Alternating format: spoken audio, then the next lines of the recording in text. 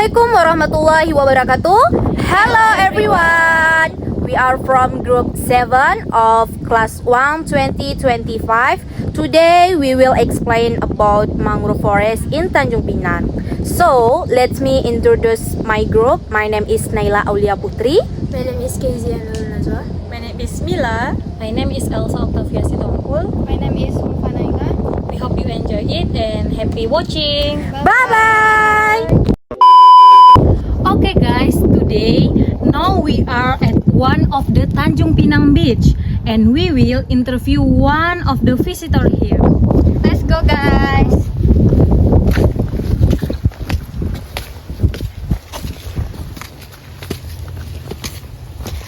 Excuse me, kakak, please plant mangrove trees on this beach. Come meet us. Mangrove roots are unique and specially adapted to survive in coastal environments. These roots grow in the parent sap such as bark roots, steel roots, and breathing roots. The main purpose is to stabilize the tree in soft, muddy soil and protect it from strong winds and tides. Mangrove roots also act as natural filter, trapping mud, sand, and water which help expand the coastline over time. With this strong and compact root system, mangrove forests become one of the most important protector of coastal areas.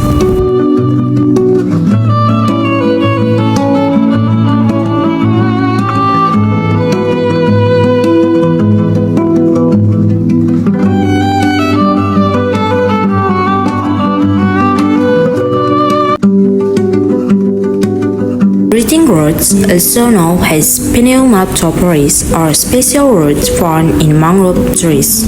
These roots grow upward from the soil or mud, rising above the water surface like small peaks.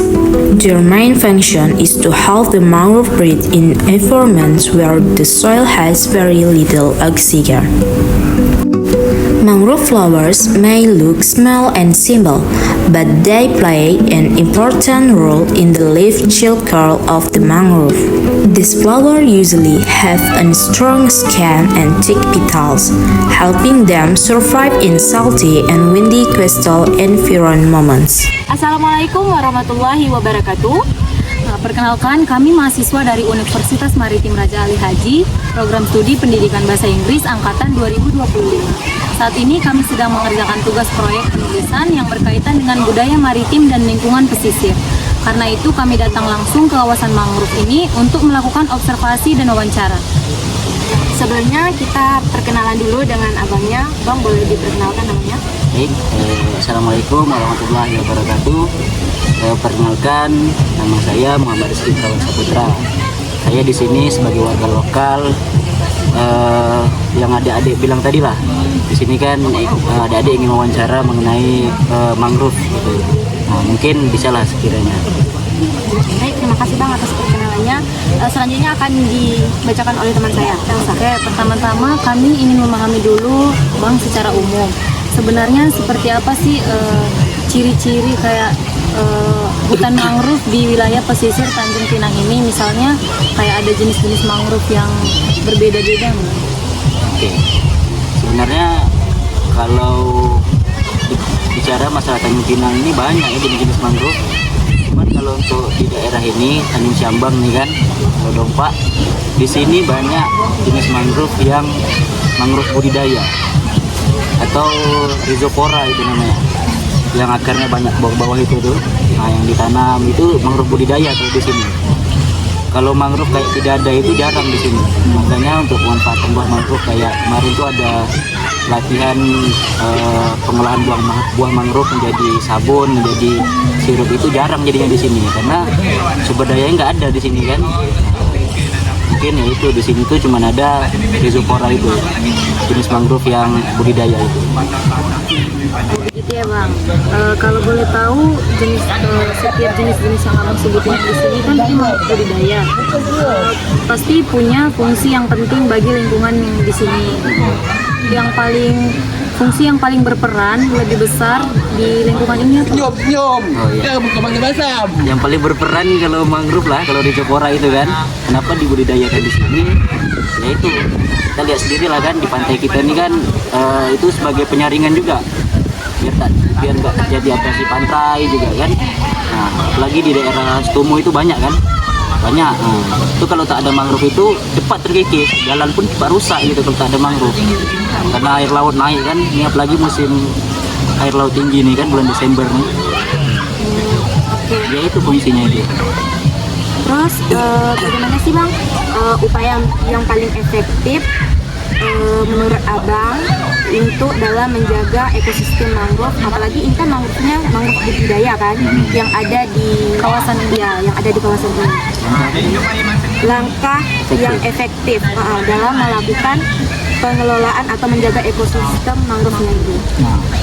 Sebenarnya kalau di Tanjung Sambang ini alhamdulillahnya udah ada. Tadi yang seperti kami bilang tadi mengenai budidaya mangrove itu, kami ada di sana itu ada tak tadi pas ada lewat tadi tempat rumah rendah karbon tadi di perumahan itu. Nah di situ kemarin baru dapat dari pemerintah penanaman untuk warga menanam mangrove itu. Nah jadi kami untuk langkah efektifnya ya kami bersama-sama lah menjaga lingkungan kami. Nah dengan cara yang menanam mangrove itu.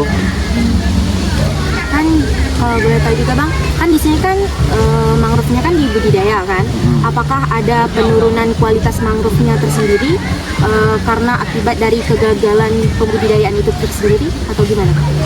Apakah ada atau tidak? Untuk itu kita belum bisa menilai ya, karena ini dalam proses pertumbuhan gitu. Jadi belum tahu hasil akhirnya gimana gitu. Nah, jadi kalau untuk yang di sana itu kan memang sudah ada sejak lama. Jadi memang udah ada lah gitu di sana tuh. Tak tahu itu kami pun juga tidak terlibat waktu penanaman di sana. Cuman ya Selanjutnya Bang, mengapa sih kawasan mangrove di sini perlu dilestarikan dan apa sih dampak yang ditimbulkan jika tidak ada pembudidayaan penanaman mangrove itu?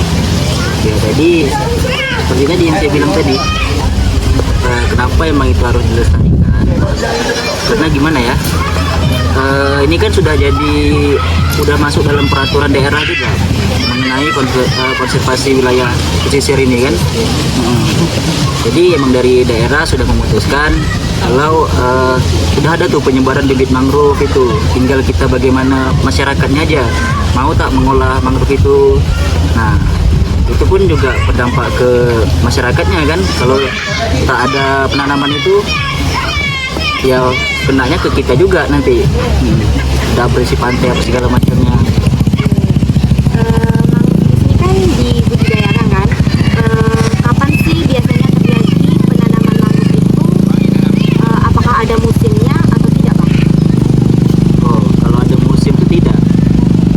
Mungkin nanti lah ya, kalau misalnya emang ada dari pemerintah lagi kayak kemarin kan, pemberian 500 bibit mangrove kalau nggak salah itu kan. Nah, nanti ada lagi tuh nanti itu.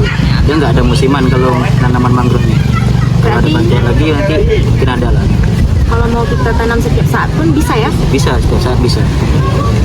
Terus selanjutnya Bang, kalau lihat-lihat aktivitas di sini biasanya siapa aja yang paling sering berinteraksi atau berperan dalam menjaga atau melestarikan mangrove di kawasan ini? Kalau untuk sekarang ya masyarakatnya, dan kami juga ada komunitas di sini yang diketuai oleh Bang Sadam tuh kan. Itu sebenarnya itu ini ya apa namanya, bagian dari rumah rendah karbon, tapi di situ kami juga berkolaborasi dengan pihak-pihak komunitas penanaman mangrove juga. Jadi Bang Sadam itu kan ketuanya ini kan, ketuanya apa itu abang lupa. Pokoknya adalah dia tuh yang linknya sudah besar masalah konservasi wilayah pesisir nih. Jadi bisa lah keberlanjutan nanti itu ke depannya. Lalu Bang, selanjutnya untuk upaya pelestariannya, kami ingin tahu bagaimana cara masyarakat atau komunitas Abang sendiri tadi untuk mengelola merawat mangrove, atau mangrove-nya emang dia nggak dirawat, tak perlu dirawat, memang bisa tetap tumbuh kayak gitu atau gimana? Sebenarnya mangrove nih apa ya, tumbuhan yang paling gampang tumbuh. Nah, asal tempat penanamannya itu pas. Nah, kalau di pasir-pasir pantai gini dia jarang biasa tumbuh. Dia biasa di tempat-tempat lumpur-lumpur gitu kan. Ada titik-titik tertentunya, Bang? Iya ada. Kenapa di sini tak ada kan? Sini pasirnya bagus kan, pantai. Nah, di situ kadang tuh sesuai kondisinya.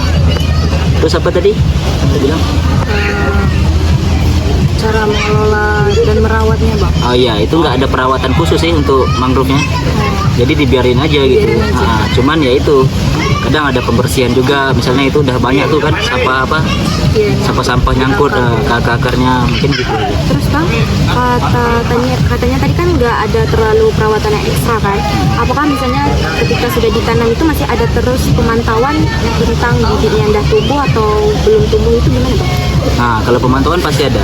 Nah, itu dilakukan secara beberapa kali.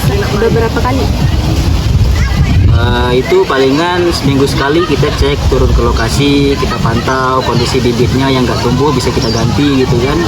Nah, adalah gitu. Oke, terakhir Bang, dari pengalaman Abang selama berada di sini, apa harapan Abang untuk kelestarian hutan mangrove di Tanjung Pinang, terlebih di kawasan pantai ini untuk kedepannya? Dan ada pesan nggak untuk kami sebagai mahasiswa yang sedang belajar tentang lingkungan pesisir ini? Jadi harapan kami lah, harapan Abang juga kan sebagai warga setempat mengenai penanaman mangrove ini. Harapan Abang lah, sebenarnya dari pemerintah itu juga harus ada pelatihan sebenarnya. Pelatihan bukan hanya sekedar penanaman mangrove, tapi pengolahannya juga. Misalnya mangrove ini kan pohon 1000 guna, sama dengan pohon kelapa itu, semuanya bisa di. Nah, jadi untuk harapan lah ya, untuk harapan Abang sebagai warga lokal di sini mengenai penanaman mangrove itu, Abang sekiranya pada pemerintah lah, itu kami berharap adanya pelatihan-pelatihan mengenai pengolahan mangrove. Jadi tidak budidayanya aja, ada pengolahan, karena kan mangrove ini kan pohon 1000 guna juga, sama dengan pohon kelapa itu. Jadi dari segala dari buahnya, akarnya, daunnya, saripatinya, semua itu bisa digunakan kalau dari pohon mangrove nih. Jadi bagaimana cara masyarakat mengolahnya aja lagi kan. Nah, itu sebenarnya harapan Abang. Adanya pelatihan-pelatihan seperti di Pengudang kemarin pernah itu ada pelatihan buah mangrove menjadi sirup, menjadi sabun. Nah, di sini itu yang belum ada. Mungkin di sini bisa diterapkan. Dan untuk adik-adik mahasiswa semua, mungkin kampus kalian ini kan kampus maritim kan. Nah, jadi kalian sebenarnya juga punya peran penting. Kalian sebenarnya bisa bergabung ke dalam komunitas penanaman mangrove itu sendiri. Itu banyak linknya di mana-mana, cek aja di media sosial itu banyak. Jadi mahasiswa juga berperan penting dalam penanaman mangrove ini sendiri. Mungkin itu aja. Baik, terima kasih atas waktunya dan informasi dan masukannya untuk kami semua. Kami akhiri dengan wassalamualaikum warahmatullahi wabarakatuh.